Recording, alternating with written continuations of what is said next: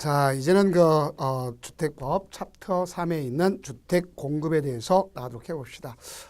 이 파트는 잘 정리해야 됩니다. 왜냐하면 최근에 또 개정된 부분이 있기 때문에 이 파트까지 잘 정리해 주셔야 됩니다. 여기는 적어도 3문제 정도, 최대 3문제 정도 출제된다 이렇게 생각하시면 되겠습니다. 그러면 7문제 중에 3문제, 비중이 높은 곳이죠. 그죠? 그렇게 연산하시면 되겠습니다. 자, 그러면 이때 이제 주택 공급의 가장 중요 포인트가 뭐냐? 그러면 투기 방지라는 걸 잘 이해하시면 되겠습니다. 그러면 그와 관련된 부분을 하나하나 정리해 보도록 해봅시다.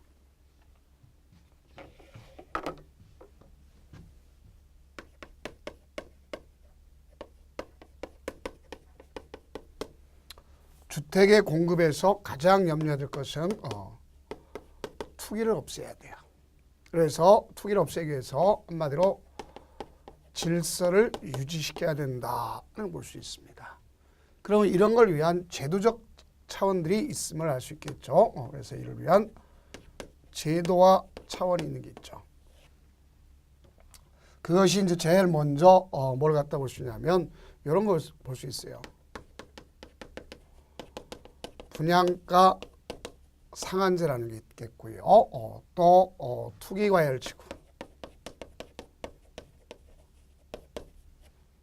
그다음에 조정지역이라는 것이 있을 수 있습니다. 자,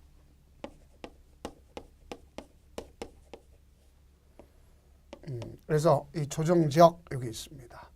그래서 이것이 가장 무엇보다도 이번 시간에 배울 것 중에 가장 중요 핵심이다 이렇게 보시면 되겠습니다. 그래서 이제 처음 공부하신 분은 이 내용이 무엇인지 잘 이해 안 가죠. 또 투기과열지구 이미 나왔었고요. 분양가 상한제 이미 나왔었습니다. 그래서 우리가 조정지역이라는 걸 좀 더 잘 이해하시면 되겠습니다. 그러면 이제 들어가기 전에 주택을 갖다 공급하는 데서 공급하기 위해서는 주택 공급에서는 어떤 경우가 필요하냐 그래 봤을 때 일단 주택 공급에 관한 규칙이라는 걸 적용받습니다. 그래서 그 주택 공급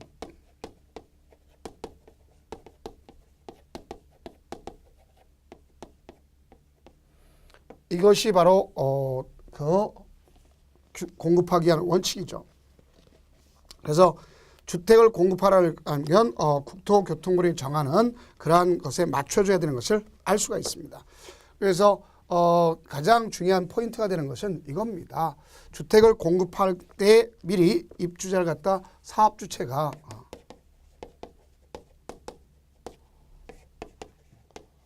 공공과 민간이 있다 그럴 때 우리가 여기 보면 공공과 민간일 때 입주자를 모집할 거 아닙니까? 그죠?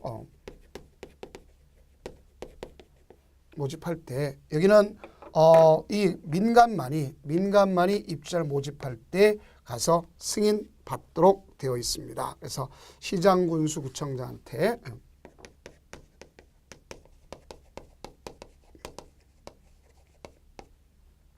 승인을 받도록 되어 있습니다.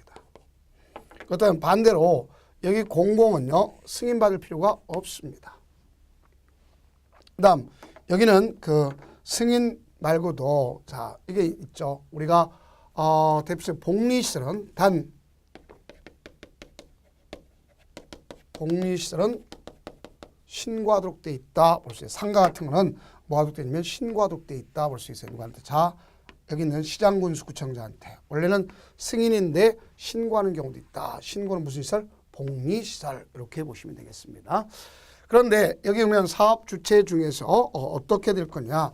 여기는 모든 사업주체가 만약에 견본주택 같은 게 있다면 그 견본주택 또 마감자재 목록표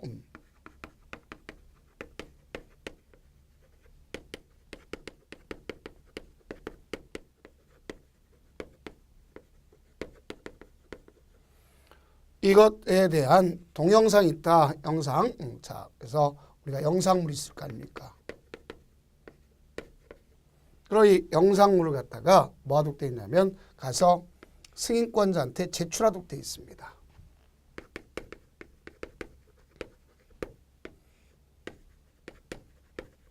그럼 이 승인권자가 제출하도록 되어 있고 여기는 승인권자는 이제 사용검사 받았지 않습니까?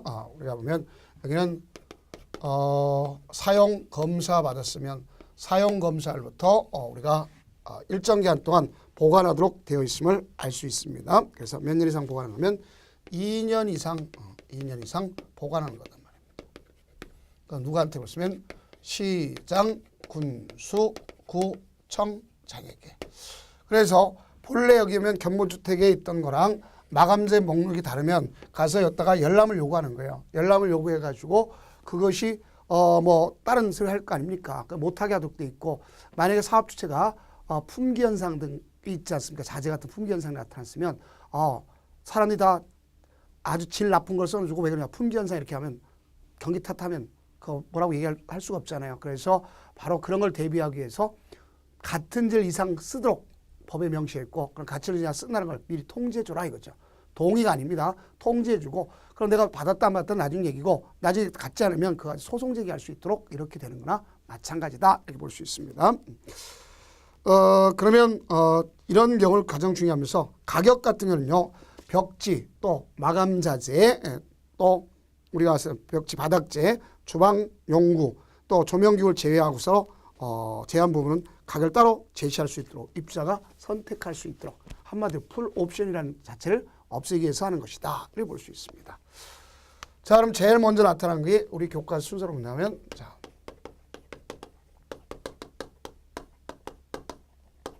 분양가 상한제라는 것이 있다 하는 것을 알 수 있겠죠. 그럼 이 분양가 상한제라고 하는 것은 어떤 경우를 갖다 얘기하느냐, 사업 주체가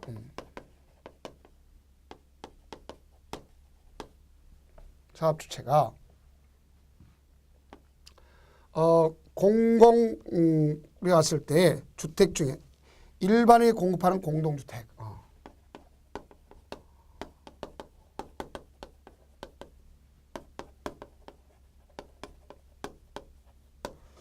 그래서 일반인한테 공급하는 공동주택은 뭐로 할 거냐면 분양가격 이하로 줘라 이렇게 되는 거죠.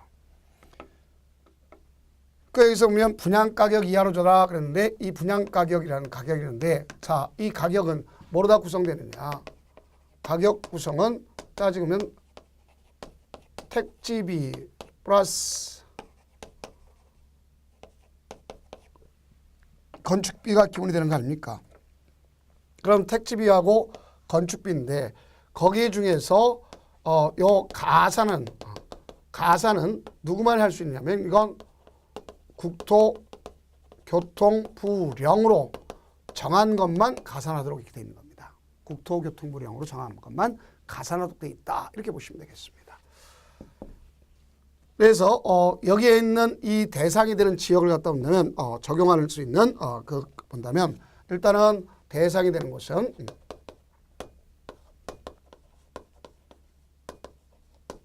공공택지죠.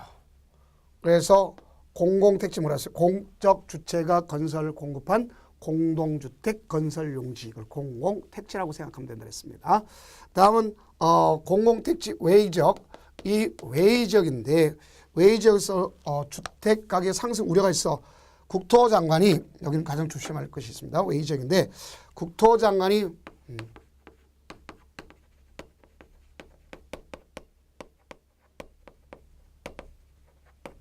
주거정책 심의회에 심의를 거쳐서 지정하는 지역,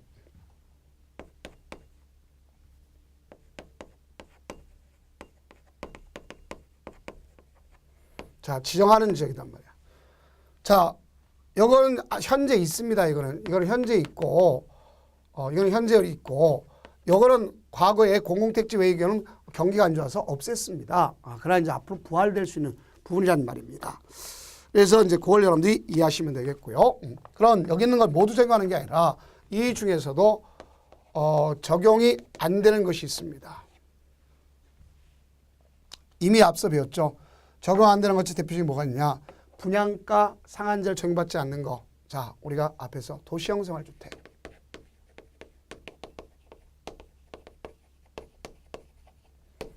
도시형 생활주택은 적용받지 않는다 이렇게 보시면 되겠습니다.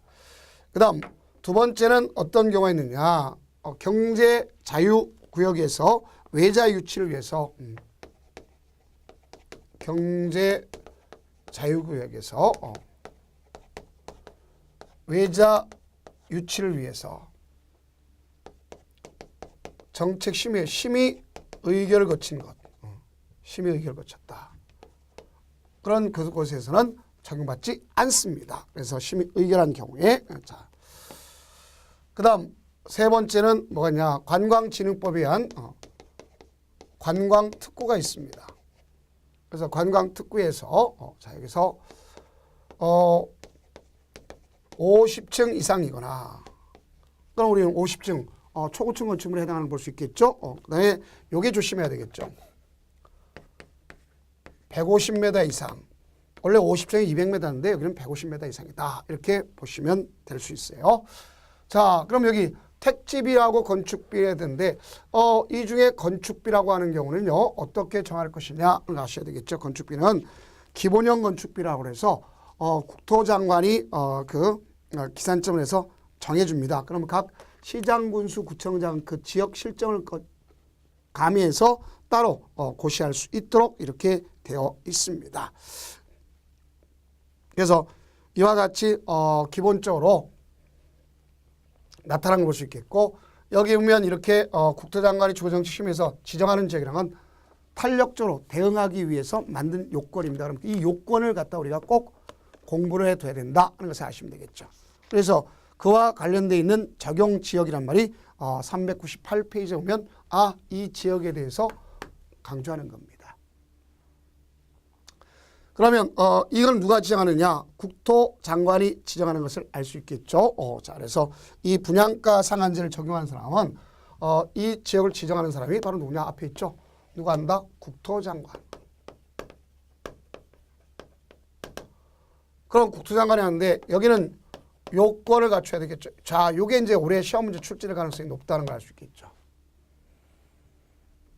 그래서 이 요건이 과거보다 좀 달라졌음을 알 수 있습니다. 그러면 여기는 주택가격 상승률을 물가상승률과 비교해 봤을 때 주택가격 상승률이 물가상승을 더 오버한 것을 볼 수 있겠죠. 그래서 급등하는 지역을 갖다 기점으로 하는데 직전월 소급 몇 개월간? 12개월간. 여기 조심해야 되겠죠.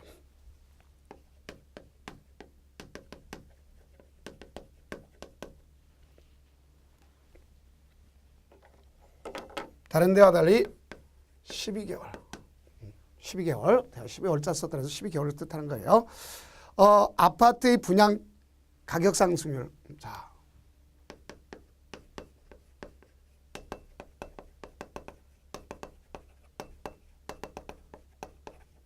그래서 아파트의 분양 가격 상승률 있잖아요.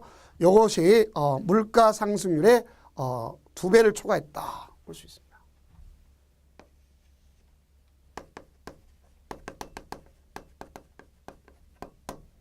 여기에 비해서 2배. 2배를 상승했다. 이런 거 꼭 이해해야 됩니다. 2배 상승. 반드시 알아둬야 돼요. 그 다음, 그래서 요게 있겠고, 직전월 소급 이제 3개월. 다른 거 달리. 자, 이런 3개월을 기점으로 합니다. 3개월 기점이 돼서, 주택 매매 거래량이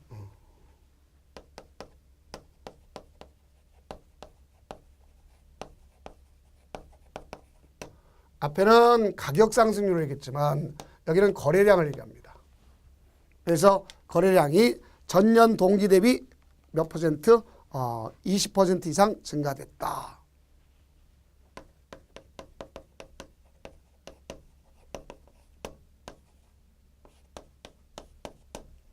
(20% 이상 증가됐다.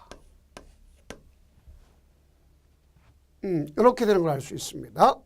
그 다음 또 하나는 직전월 소급, 주택 공급에서 소급해서 주택 공급이 2개월 동안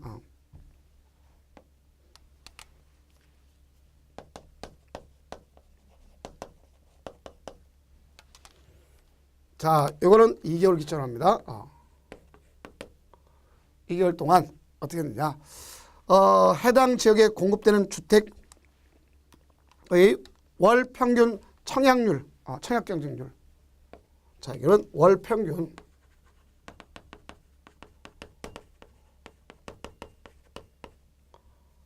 청약 경쟁률을 기점으로 합니다. 그래서 이 경쟁률을 기점으로 했을 때 5대 1 초과, 국민주택 규모는 10대 1 초과.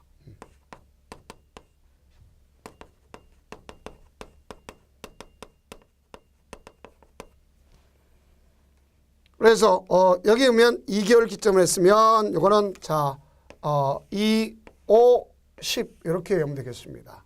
이거는 대부분 다 공통점입니다. 이건 공통점이라고 볼 수 있어요. 근데 여기 보면 되게 제가 이렇게 표시를 했는데 이게 바로 시험 나올 때 12개월을 기점으로 해서 아파트 가격은 2배. 알겠죠? 그 다음 여기는 3개월을 기점으로 해서 3개월 아파트의 거래량은 20% 이상 증가. 그 다음에 청약률은 2, 5, 10. 그래서 국민주택 규모는 85제곱미터 이하는 10대 1을 초과했다. 이렇게 볼 수 있겠죠. 자, 그럼 이때 무엇보다 중요한 절차는 어떻게 할 거냐 이제 봐야 되겠죠. 절차는 국토장관이 바로 의견 청취를 합니다. 그래서 국토장관이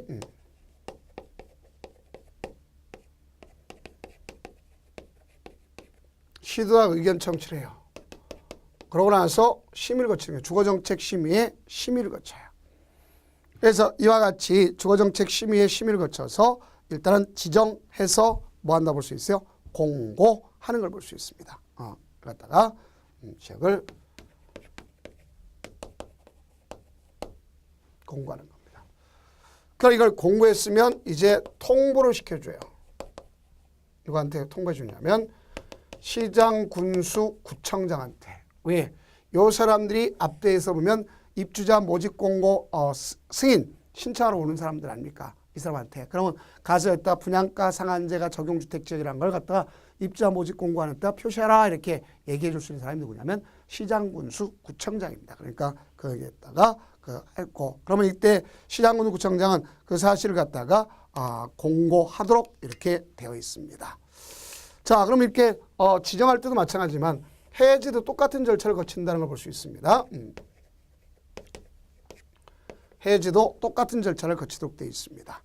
그런데 이제 해지를 할 때는 우리가 이제 주의할 내용이 있다는 것을 알 수 있어요. 지정 절차, 해지 절차를 보는데, 자, 역시 우리가 무엇보다 해지를 요청한다. 그러면 거기에 따라서 여기 보세요.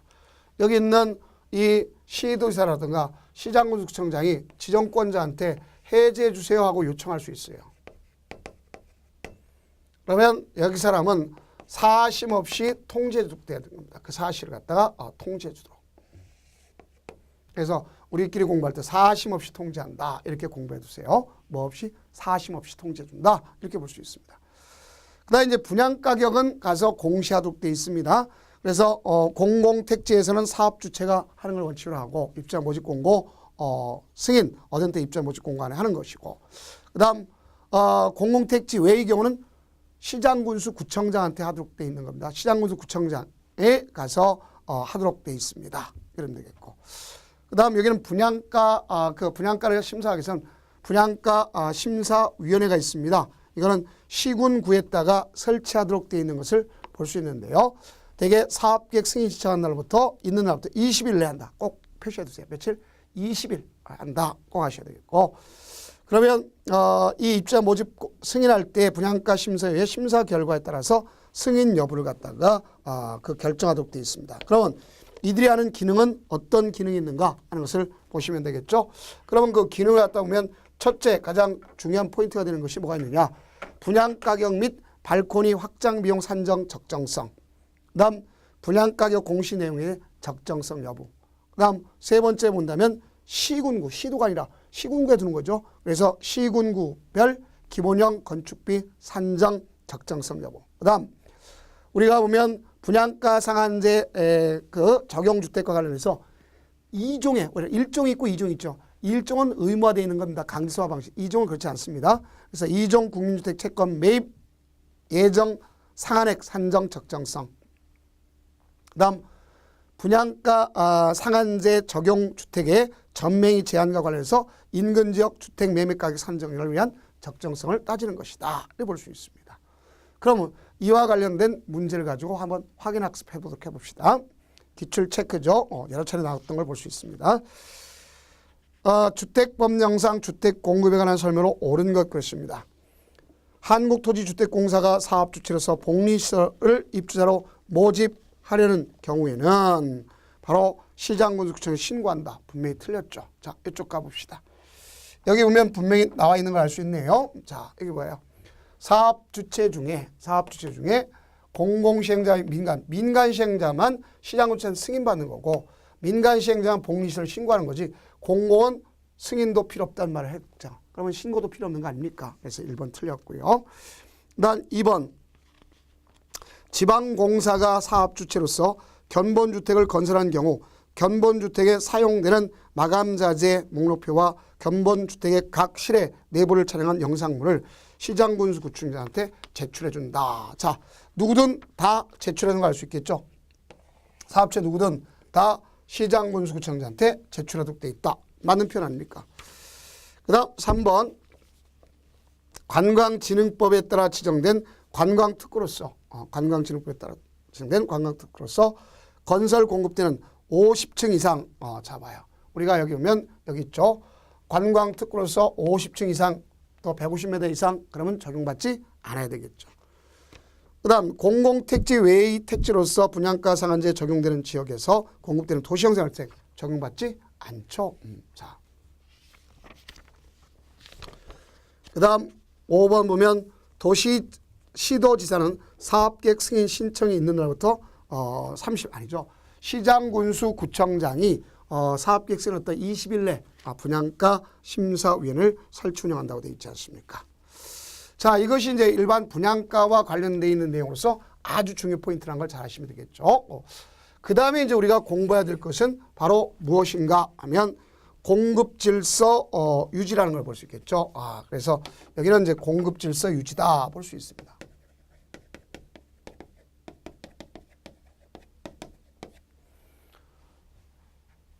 여기는 시험 문제 여러 차례 출제되었어요, 사실상. 그런데 대개 보면 아주 단순합니다. 근데 많이 틀려요, 사람들이. 그럼 여기 보면 공급질서 유지라고 하는 걸 갖다 보면은, 자, 이거는 이렇게 생각하시면 됩니다. 여기 증서나 지위, 이게 중요한 거예요. 그러니까 이 증서 지위가 무엇이냐, 이게 가장 중요한 거예요. 이걸 갖다가 뭐 해서 안 되면,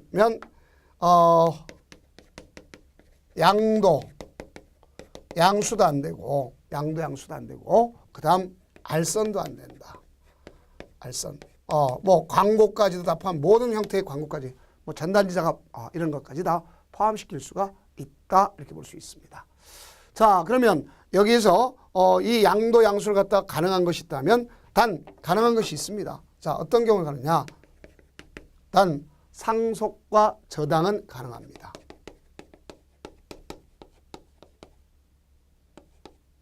얘는 가능하죠. 그래서 상속저당 가능한 겁니다.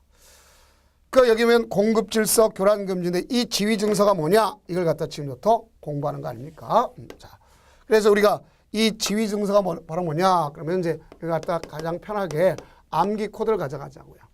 그래서 이 암기 코드를 가져가서 뭐라 하냐? 우리 암기 코드 몇 개 했죠? 주택법 암기 코드만 해도 그 문제를 맞출 수 있습니다. 그래서 여기 보면 뭐라고 외우는 게 좋냐? 공주 증상은 확대되면 안 되는 거예요. 그래서 확대 금지다. 그러시면 되겠습니다.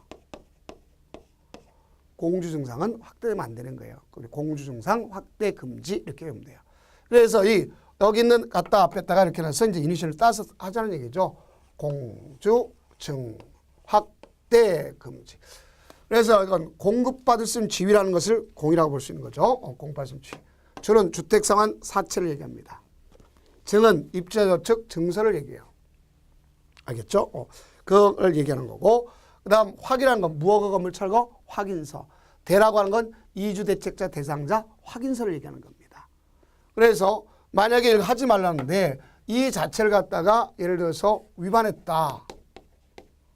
그럼 우리는 위반했으면 여기에 따라 제재가 따라져야 되겠죠. 그래서 어떤 조치가 필요하냐. 위반을 했으면 위반 시 조치가 필요하겠죠. 그래서 위반 시 조치로서는 자, 여러 가지가 있죠. 자, 우선 지위는 무효고 계약은 취소할 수 있어요. 지위는 무효요, 계약은 취소다 이렇게 볼 수 있습니다. 그 다음 또 하나를 갖다 보면 자 여기는 환매 대상이 됩니다. 그래서 환매 대상이 되는데 대금을 지급한 날 환매가 되는 거예요. 환매. 그 다음 퇴거 명령을 내릴 수 있어요. 그 다음 10년 범위 내에서 10년 범위 내에서 입주 자격 제한을 받습니다.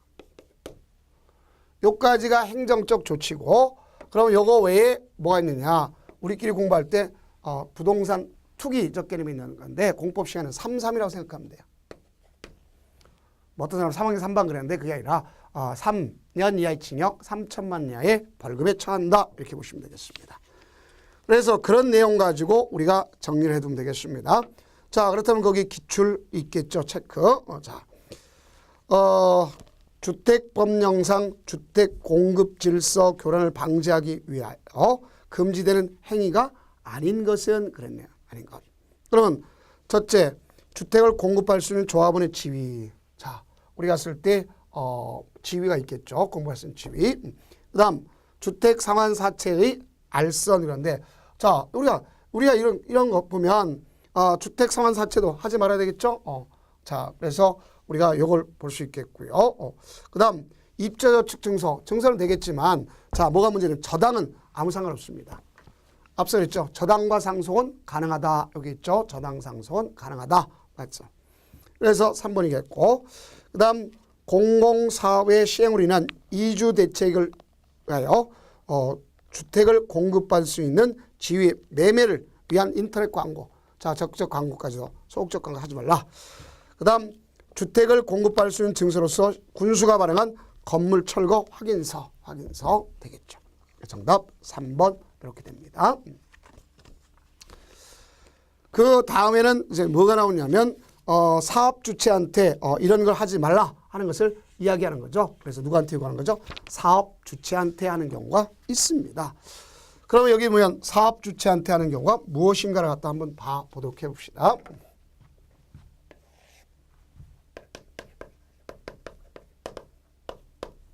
얘들한테 하는 것은 바로 이겁니다. 저당권 등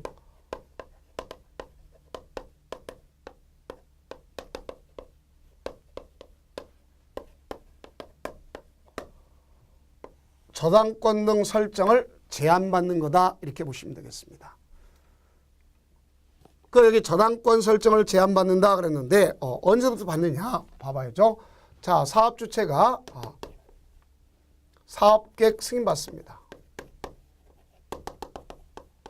그리고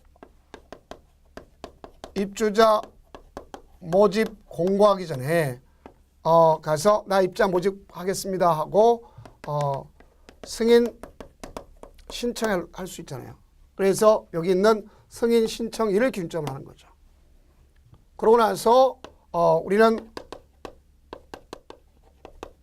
소유권 이전 등기 가능한 날 이후 일정 기간 동안. 그래서 기본적으로 보면 이겁니다.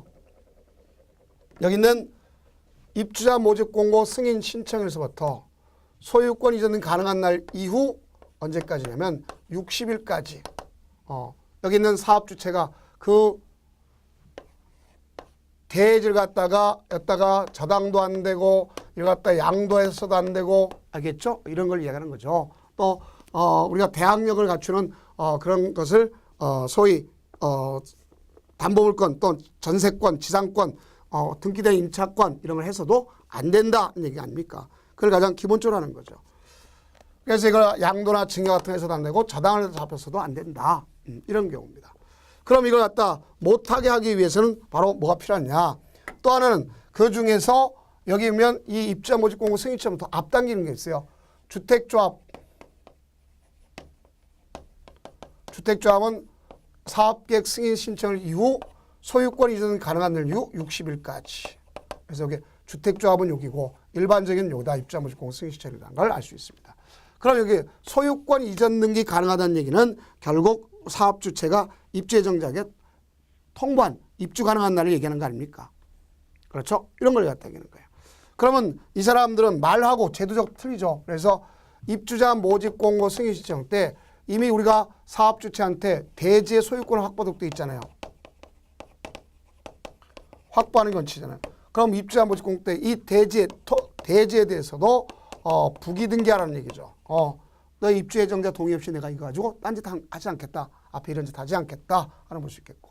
그럼 거기다가 건물을 졌으면 건축물 따로 해야 될 거 아닙니까? 여기는 소유권 보존 등기 시에 자, 이 두 가지를 다 무슨 등기하냐면 부기 등기하는 것임을 알 수가 있습니다.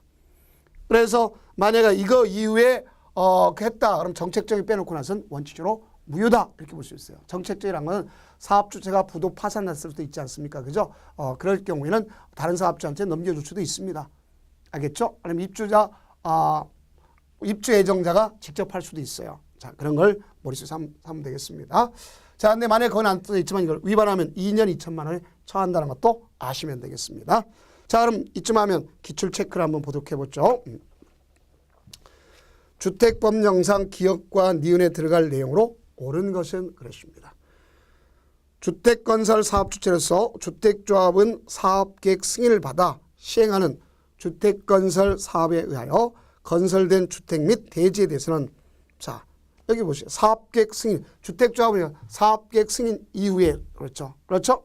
그래서 사업계획 승인 이후에 가져간다는 걸 알 수 있겠죠. 그러니까 여기는 사업계획 승인 신청일 이유죠. 사업계획 승인 신청 이유. 그 다음 나가서 언제까지냐.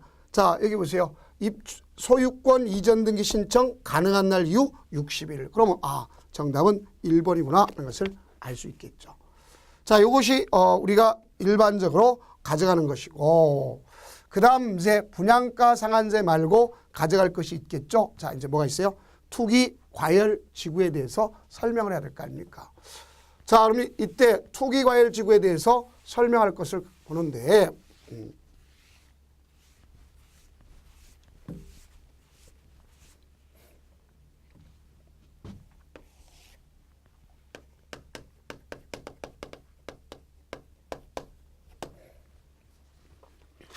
우리가 이 투기과열지구라는 것이 있죠. 그래서 전매의 제한 등을 위해서 하는 건데 투기과열지구는 지정한다면 꼭 머릿속에 요따가 액센트를 두세요. 투자에다가. 왜 그러냐? 지정권자가 2명입니다.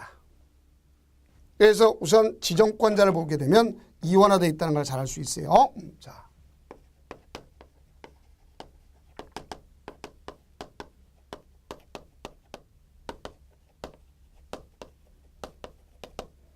둘이 있습니다.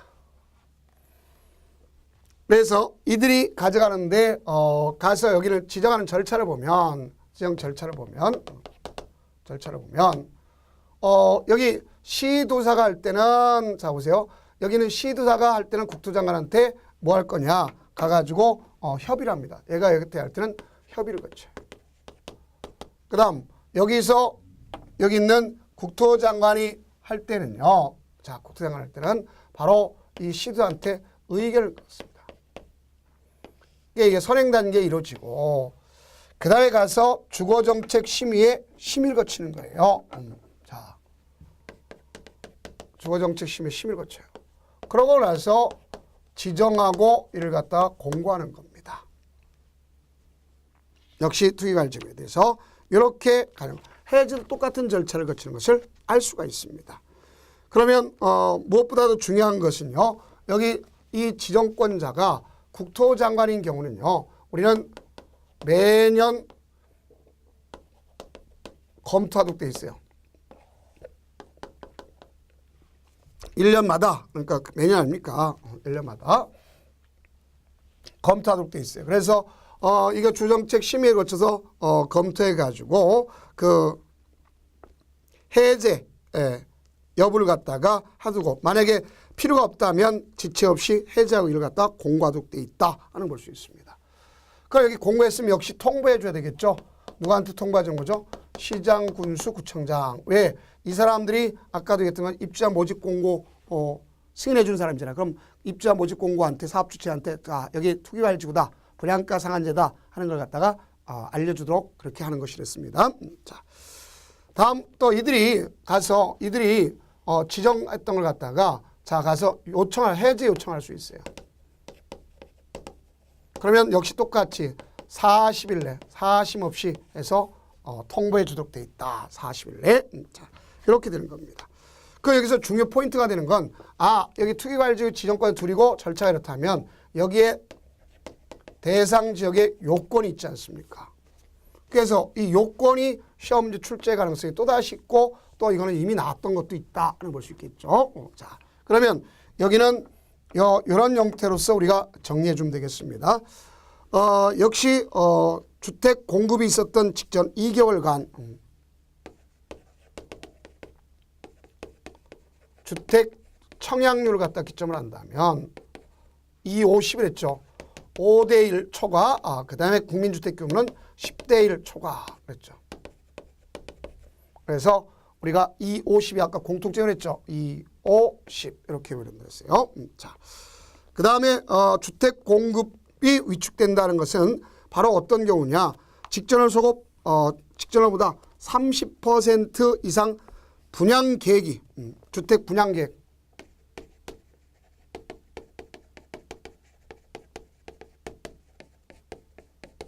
30% 이상 감소가 됐다.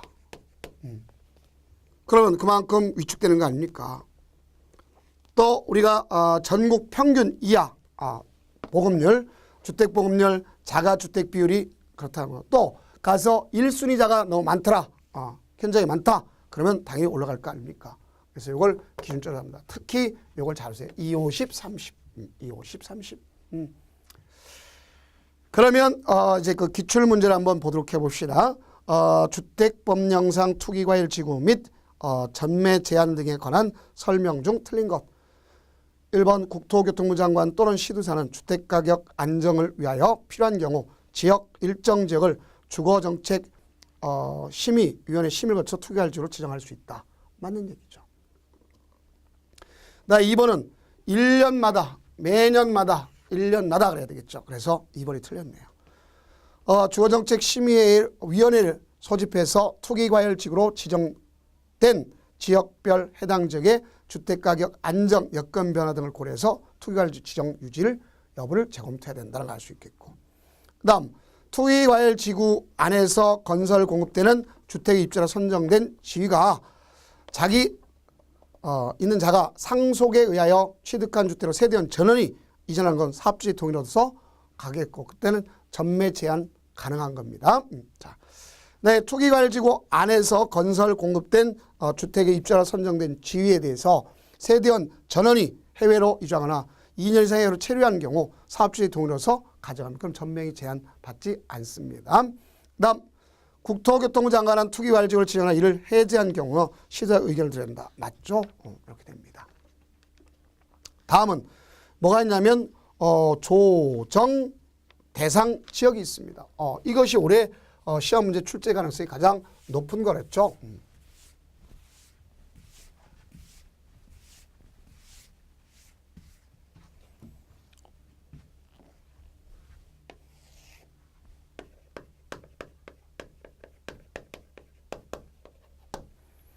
그럼 여기는 조정 대상 지역 이걸 갖다 꼭 좀 여러분들 인지해야 되는 건데요.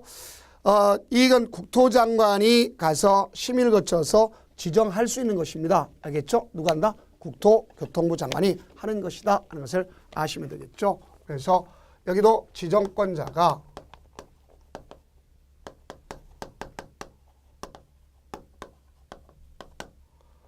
그럼 여기는 절차를 갖다 온다면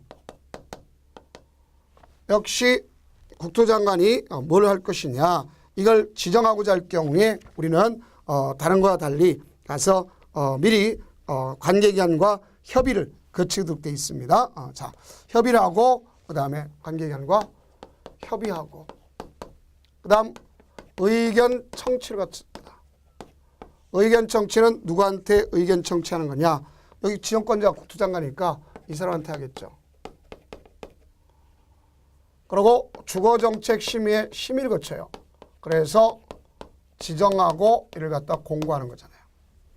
그 역시 이를 갖다가 지정 공고했으면 이 사실을 갖다 또 역시 시장, 군수, 구청장한테 통보해 주는 거죠. 입자 모집 공간에 이런 내용을 넣어라 이렇게 되는 거 아닙니까? 그럼 여기는 대상 지역 자체가 보면 둘로 나눠졌다는 걸 정확하게 좀 아실 수 있습니다. 그래서 하나를 갖다 보면은 소위 우리가 뭐라고 할 수 있냐면 그 과열 지역이라는 것이 있겠고 그 다음에 위축 지역이 있다 볼 수 있어요. 이거랑 위축 지역이 있다. 그래서 이 과열 지역과 위축 지역을 갖다가 구분하는 것이 가장 중요한 것이다 하는 볼 수 있습니다. 우선 제일 먼저 여기 과열 지역이라고 하는 것은 주택 가격, 청약, 그 경쟁률, 분양권의 전매량, 주택 보급을 고려해서 과열 우려가 있는 지역이고, 네, 반대로 여기는 거래가 위축되는 위축 지역을 얘기하는 겁니다. 그럼 요건을 갖다 보면, 자 우선 제일 먼저 과열 지역을 갖다 본다면 그 조정 대상 지역할 수 있는 날 바로 전달을 해야 되는데 직전을 소급 3개월간을 기점으로 해서 여기 전체적인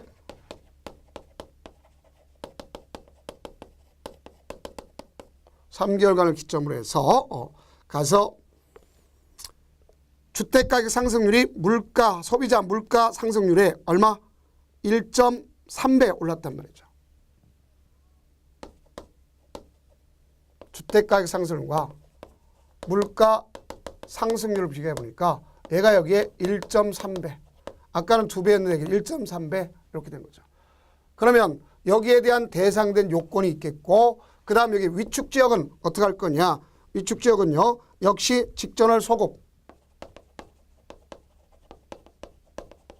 여기는 6개월간을 기점으로 합니다. 6개월간을 기점으로 해요. 그래서 주택가격 상승률이 가서 마이너스 1%.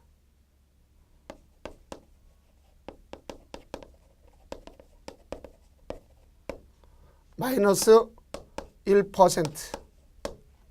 이렇게 된단 말이에요. 이건 마이너스 1%. 여기는 1.3배. 이렇게 되겠죠. 그러면 이걸 갖다 보면 두 번째 여기 보면 각각의 걸 비교해 보죠. 자 여기도 각각의 세 가지가 있겠죠. 그럼 우선 과열지구를 보니까 직전을 소급해서 앞서 했던 그 주택 공급에 대해서 본다면 자 우리가 주택 공급 뭘 했어요? 주택에 대해서 2, 5, 10이란 거 배웠죠. 2개월 기점으로 해서 5대1, 10대1 이걸 볼 수 있겠죠. 5대1, 10대1. 자, 2, 50. 그 다음 2개월 기점에서 또 3개월간의 분양권 전매가 30%.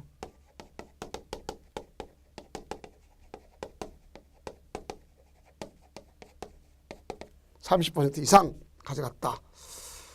그 다음 시도별 주택 보급률과 자가 비율이 전국 평균이야.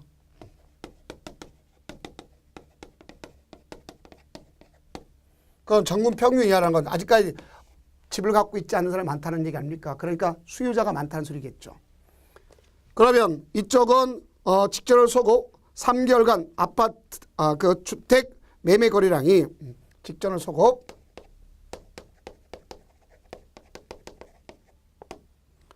가서 3개월간 연속해서 어떻게 됐냐? 보면 20% 전년 동기 대비 20% 이상 감소됐다. 그 다음 3개월간의 미분양률 3개월간의 미분양률이 역시 2배 증가됐다. 2배. 그 다음 여긴 전국 평균을 초과했다. 이미 수요자가 다 찼다는 얘기입니다. 이렇게 된 거죠.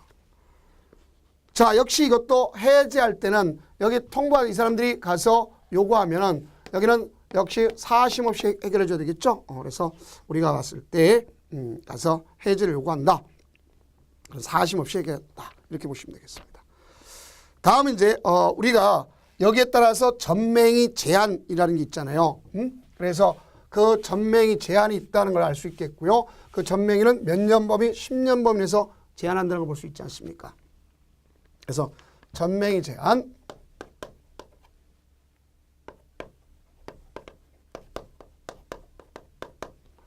그 여기 전매의 제한인데 투기과열지구에 대한 것도 있겠고요. 또 두 번째는 분양가 상한제 적용주택에 대한 것도 있겠고요. 그렇죠? 또 나가서 일반론에 있는 것으로서 조정 대상 지역에 있는 것 있겠죠. 그래서 여기는 투기과열지구 우리가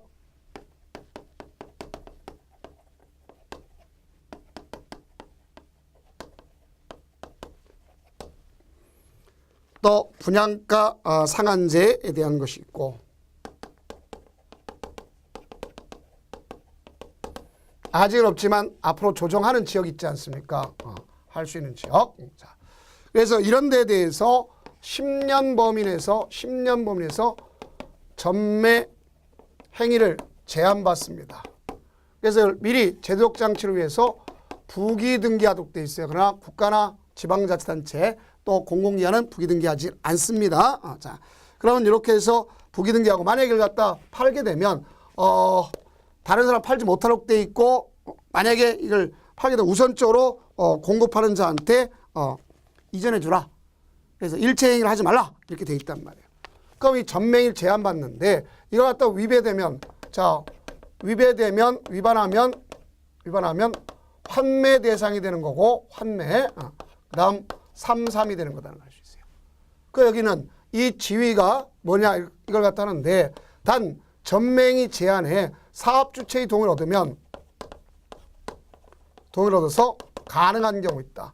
이걸 갖다 우리가 암기 코드로 쓰면 자 이렇게 보면 돼요. 암기 코드 쓰면 자 이렇게 볼 수 있습니다. 자 여러분들 사상이 회의하면 전매 증여가 가능하다 이렇게 볼 수 있어요. 그래서 사상이 회의하면 전매 증여가 가능하다. 그리고 자 여기는 세대원 전부가 이사 가야 되는 거예요. 그다음 여기는 증여는 배우자한테 일부. 자 그중에 여기는 사정이 생겼다는 얘기죠. 근데 반드시 수도권 외로 가야 되는 걸 알 수 있겠고 여기는 사정이 생긴 거고 여기는 상속 해외로 나갔으면 2년 이상 나가야 되는 거고 이혼 전매할 수 있다고 시장군수체 확인했고 경매 공매 알겠죠? 배우자한테 증여 이렇게 된단 말이에요. 이것이 여기에 가장 핵심이다 이렇게 볼 수 있습니다. 그러면 이와 관련된 문제 두 가지를 풀고서 마치도록 하겠습니다. 자, 그럼 거기 411페이지 체크를 보면 주택법령상 주택의 전매행위 제한 등에 관한 설명으로 옳은 것. 제한되는 전매는 매매, 증여, 상속 그 밖에 권리 변동에 속하는 모든 행위가 포함됩니다. 아니겠죠. 우리는 앞서 이 전매의 제한 중에서는 가능한 것이 있습니다. 우리가 상속은 가능하죠. 그 다음 투기과열지구에서 건설 공급되는 주택으로서 선정된 지위의 전매 제한은 수도권, 충청권 외의 기간은 우리가 3년이다 그랬는데 자 우리가 여기 보세요. 여기는 기본적으로 수도권 외의 경우에서 본다면 그 자체가 어디냐에 따라 또 달라집니다. 알겠죠? 그래서 투기과열지구 일반적으로 3년은 맞지만 그 투기과열 지역의 외의 경우는 각각에 따라 공공택지 아닌 곳에 따라서 달라질 수가 있어요. 6개월짜리도 있겠고 또 우리가 갔을 때 수도권에서 6개월짜리가 있다. 이것도 아시면 되겠습니다. 다음 상속에 의해 취득한 주택으로서 세대원 전부가 해야 되겠죠. 상속은 전부. 다음 사업 주체가 전매 행위가 제한되는 분양가 상한제 적용 주택에 공급하는 경우 그 주택의 소유자를 제3자에 이전할 수 없는 등기를 부기등기 하여야 한다. 그랬지 않습니까? 자 맞는 소리겠고요. 그 다음 전매행위 제한을 위반하여 주택의 입주로 선정된 지위 전매가 이루어진 경우 사업주체는 전매 대금에 지급하고 해당 입주자의 선정된 지위를 매입한다. 아니죠. 그 대금 지급하는 거 아니라 그대로 환매 대상이 되는 것을 알 수 있습니다. 취급하는 것으로 본다. 볼 수 있겠죠. 다음 이제 주택법령상 주택 공급에 관한 설명으로 옳은 것 그랬습니다. 자, 한국토지주택공사가 총 지분의 70%의 출자한 부동산 투자회사가 사업주로 입주를 모집하는 경우에 LH공사는 승인받을 필요 없습니다. 그 다음 관광진흥법에 따라 지정된 관광특구에서 건설 공급하는 층수가 51층. 그러면 50층 이상이거나 150m 아닙니까? 어느 분양가상 적용받지 않죠. 틀렸고. 다음 시도사는 주택가격 상승, 물가 상승 현재 높은 지역에 대해서 분양가 상한제는 누구만 할 수 있죠? 국토장관만 하는 거죠. 투기과열지구가 시도사도 할 수 있는 거죠. 다음 4번 보면 주택의 사용검사 후 주택단지 내 일부의 토지의 소유권을 회복한 자에게 주택 소유자들이 매도 청구하려면 해당 토지 면적의 그 주택단지 전체 얼마? 5% 미만. 왜냐하면 우리가 소유권을 확보해야 되는 겁니다. 사업계획서 얻을 때. 근데 얻지 못했다. 그럼 80%까지 얻었어요. 그러면 가서 사업계획 승인해 줍니다. 그럼 속된 표현으로 제가 그런 말을 했었죠. 표현을 꽃이라 그랬죠. 매도 청구하려면 미리 3개월 이상 가서 협의를 끝내서 95%를 얻었냐 안 얻었냐 따지는 95% 이상 얻었다면 누구나 다 매도 청구를 한 말이에요. 그러면 사업할 때 그럼 그 5% 미만이 가만히 있을 거냐 이거죠. 소송 제기할 거 아닙니까? 그래서 그 사람이 소유권을 회복했으면 사용검사 후 그 사람을 상대로 거꾸로 또 매도 청구하는 것을 볼 수 있겠죠. 자, 그래서 4번이 맞네요. 사업주체가 투기과열지구에서 건설 공급하는 주택의 입주자 선정지는 매매하거나 상속할 수 없다. 아니죠. 자, 우리가 보면 상속은 가능한 겁니다. 자, 그럼 이제 다음 강좌는 리모델링서부터 시작해가지고 나가는 거죠. 자, 그러면 다음 강좌에 뵙도록 하겠습니다. 고생 많으셨습니다.